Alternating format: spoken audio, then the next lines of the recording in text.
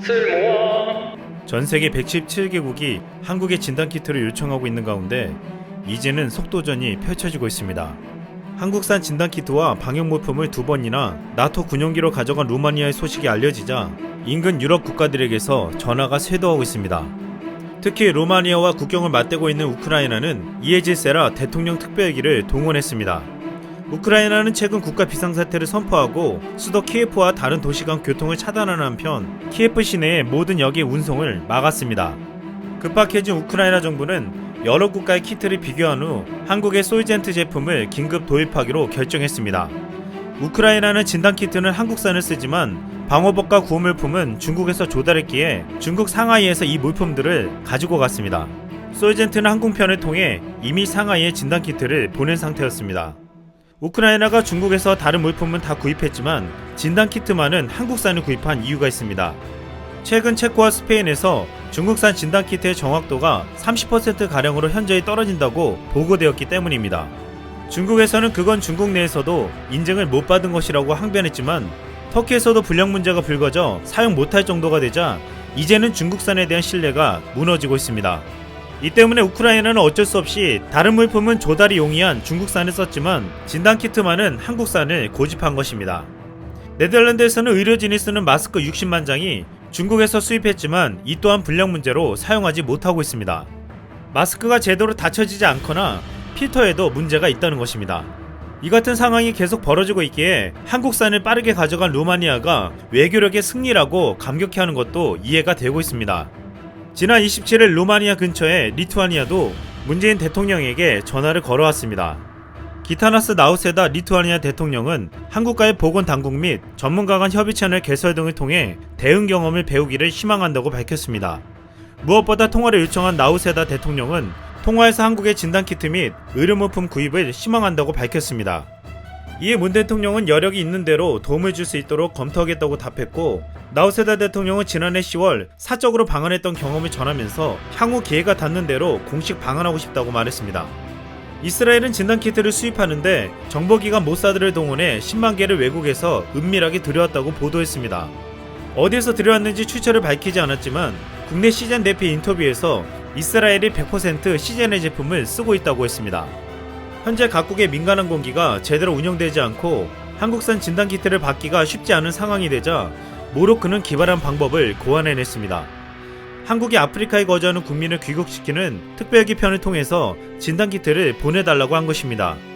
주한 모로코 대사가 직접 방문해 긴급 요청한 것으로 모로코는 10만 명 분량의 진단키트를 이 같은 방법으로 극적으로 공급받게 되었습니다. 전 세계는 지금 진단키트뿐만 아니라 방호장비나 의료물품 부족에도 시달리고 있습니다. 인도네시아에서는 방호복이 없어 파란색 비닐 우비를 입고 환자들을 이송했습니다. 이에 인도네시아는 한국의 현지 봉제업체들이 본국에 보내기 위해 제작한 수량 일부를 사들여 보급했습니다. 현재 한인 봉제업체 6곳은 한국에서 원단을 들여와 다시 우리나라로 보낼 방호복 220만 벌을 만들고 있는데 이 중에서 인도네시아 정부가 5,000벌을 구입한 것이었습니다. 지금 미국은 트럼프 대통령이 직접 한국의 진단키트와 의료 물품에 대한 요청을 할 정도로 어려움에 처해 있습니다. 28일 진단키트를 생산하는 국내 생산업체 3곳의 제품이 미국 식품의약국 긴급사용 승인 절차상의 사전 승인을 획득했다고 밝혔습니다. 이제 앞으로 환자가 폭증하고 있는 미국에게 한국의 진단키트가 대거 수출될 것으로 보이고 있습니다. 진단키트뿐만 아니라 현재 미국에서 가장 시급한 것이 인공호흡기로 수량이 부족해 의사들이 누구를 살려야 할지를 결정해야 할 정도가 되고 있습니다. 미국의 한 응급의학 의사는 매일 밤 퇴근하면 두 환자 중 누구를 선택해야 할지에 대해 고민한다고 말했습니다. 이탈리아는 이미 인공호흡기 부족으로 60세 이상은 인공호흡기 치료를 중단하고 있습니다. 이에 트럼프 대통령은 국방물자 생산법까지 발동하여 GM의 인공호흡기를 신속히 생산하라고 압박하고 있습니다. 미국의 인공호흡기가 부족하고 트럼프 대통령의 요청이 있자 한국의 인공호흡기 기업 메가이 CS가 주목받고 있습니다. 메가이 CS는 지난 1998년 설립된 중환자용 의료기기 전문 개발 기업으로 호흡치료 분야의 원천 기술을 확보했습니다. 2000년대 초반 막대한 연구개발비를 투입해 국내 최초로 인공호흡기를 개발하여 주로 터키, 인도, 일본 등에 인공호흡기를 수출하고 있습니다. 최근 미국 진출 역시 추진 중인 상황이었는데 트럼프 대통령이 요청이 있기에 철저한 준비를 통해 미국 수출을 준비한다는 계획을 세우고 있습니다. 트럼프 대통령이 한국 의료 물품에 대해 미국 FDA에서 빨리 승인될 수 있게 해준다고 했기에 앞으로 한국의 의료장비 업체가 미국 FDA 승인과 수출이 용이해질 것으로 보이고 있습니다. 또한 응급환자를 위한 의료기기를 수출하는 메디아나도 주목받고 있습니다. 메디아나는 산소포화도 측정기, 인공호흡기, 심장충격기 등 필수 의료장비를 제조해 수출하는 업체인데 최근 전세계 상황으로 인해 주문이 쇄도하며 특별 연장 근무 인가를 받아 응급의료 장비들을 풀가동 생산하고 있습니다.